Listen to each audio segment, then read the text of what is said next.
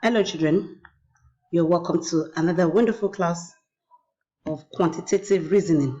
I am Modupe Olayinka and I'm so excited to have you on this awesome learning platform. You're welcome once again to class. I'm sure you enjoyed the last class and the test given on quantitative in the last class, and I'm very sure you did very well. Now we are looking at a new topic in quantitative reasoning, and I want you to pay close attention because I'll be explaining to you, and if you pay close attention to the explanation, you will not have any problem with the class activity. So this is quantitative reasoning, and the topic is mixed drill. You can see we have a picture here showing us some additions, and then in the class we'll be using different kind of mathematical operations, addition, we use subtraction, and then we use, if need be, we use division, and if there's any need, we do use multiplication. That's why the topic is called mixed drill. You mix all the mathematical operations together to get your final answer. Sometimes at a point you use addition, at a point you use subtraction, at a point you use multiplication, and at another point you use division. Okay, now at the end of the class, I will expect you to be able to explain some mixed figures for me. Okay, when you see an example, you should be able to explain how they derived or how they arrived at the answer that is displayed in the picture, and then you should be able to think out answers to any mixed drill problem. You think out the answer. When you see the question, okay, this is what they did, this is what they did, you should be able to think out your answer. Okay, now let's quickly go to what mixed drill is all about. In mixed drill, various samples and clues will be given. You'll be given various samples and clues. You'll be required to find answers to samples. You'll be required to do what? Find answers. It's not very difficult. It's as simple as anything. You just pay attention, and then you'll be expected to develop yourself to solve problem from many angles. Any angle at all the question is coming from, you just pay attention, study the examples and the various clues that have been given, find samples, find answers, and then solve your problems. Now we have an example here. It says there's a 5 here, and there's a 7 here, there's a 6 up, and there's a 2 down. I want you to just quickly study it for like 2 seconds and try and see if we can derive the answer together. We have 5, 7, 6, 2. Okay, let's add it here.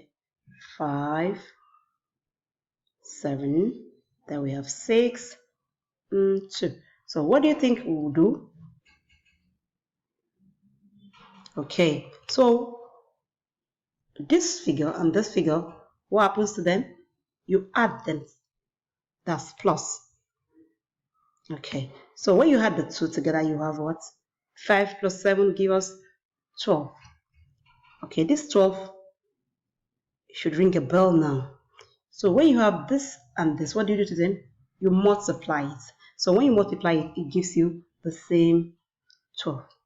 But what does it tell you? That the answer you derive from this place and the answer you derive from this place has to be equal. Do you get it again? Should I do it again? Okay. 5 plus 7 will give us 12.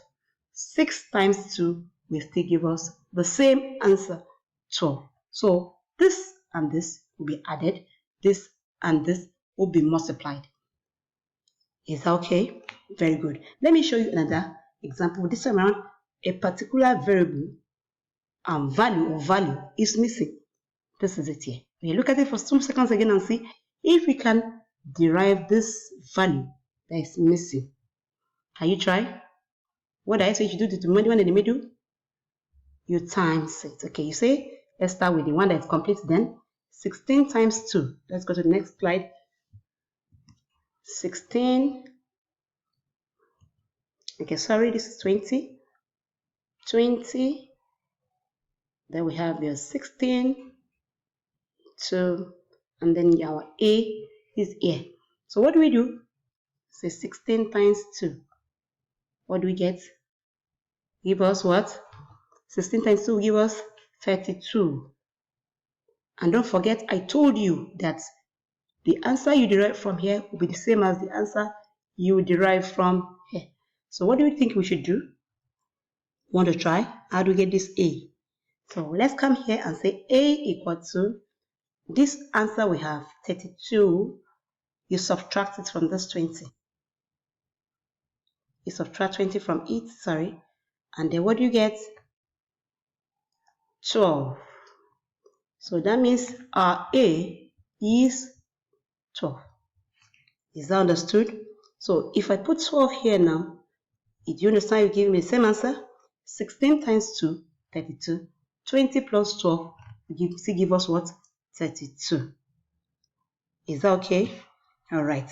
Now, let me give you another one again. 14A 15 over 12. 14A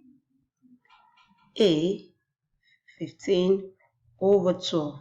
Okay? Sorry, 5 over 12, not 15. This ought to be 5 over 12.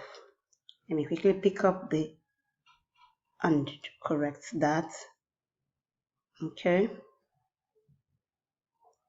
All right.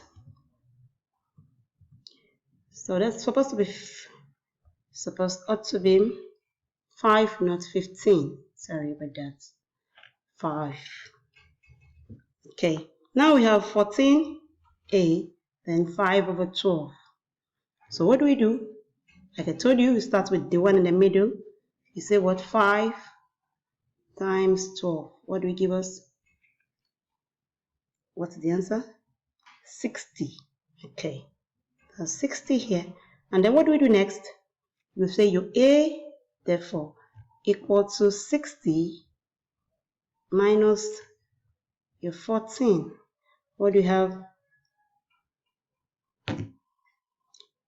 Will give us what? 60 minus 14. Put your 1 here, and then this is remaining 5. 10 minus 4 will give us 6, and then we have 4. Your answer is 46.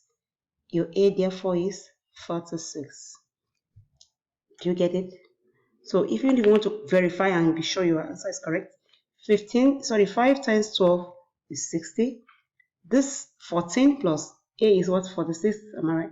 So 14 plus 46 will give us what? 60. Can you see now that? You're correct. This answer, after timesing, and this answer after adding must give us the same 60. Okay, now let me give you another sample. This is very, very simple. What do you do? Just look at it and try and tell me what to do. Very simple. Good. Just say 4. 5 times 8 will give us 40. So what do we do? 5. We have 40.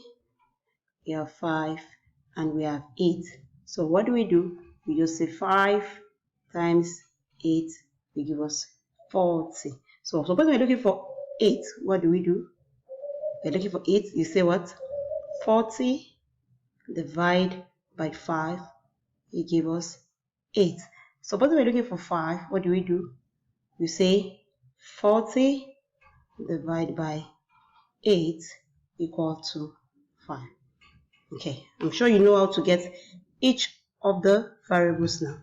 To get the 40, you times the two variables down. To get 8, you divide 40 and 5. To get 5, you divide 40 and 8. Okay, very good. Let's look at another one. This is another sample I have here. We have 6, 72, 12. 6, 72, 12, 18.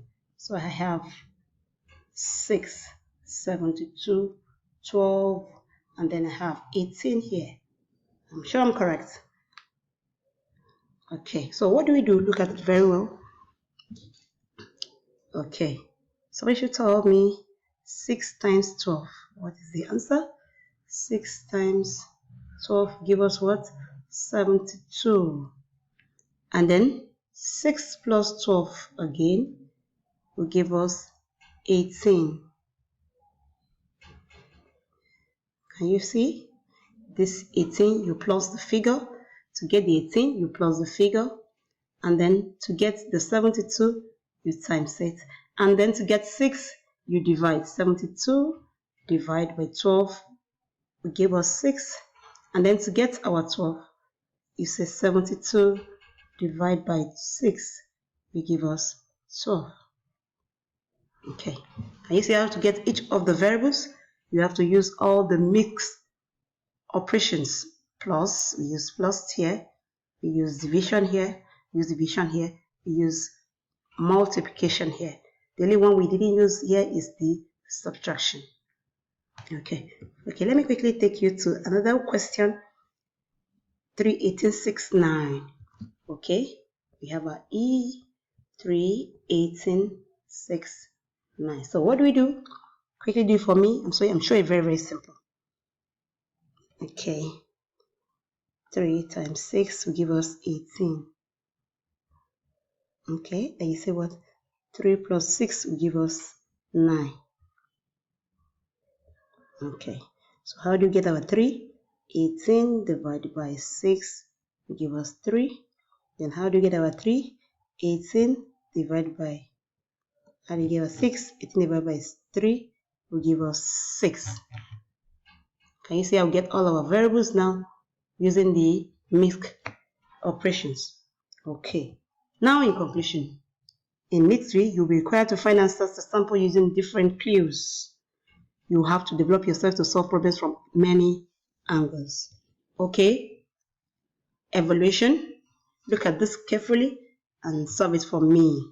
I won't be solving it for you. Just make sure you tell me how to get the 18, how to get the 3, and how to get the 6. Are you doing that? Have you gotten all your 3 variables? How did you get your 18?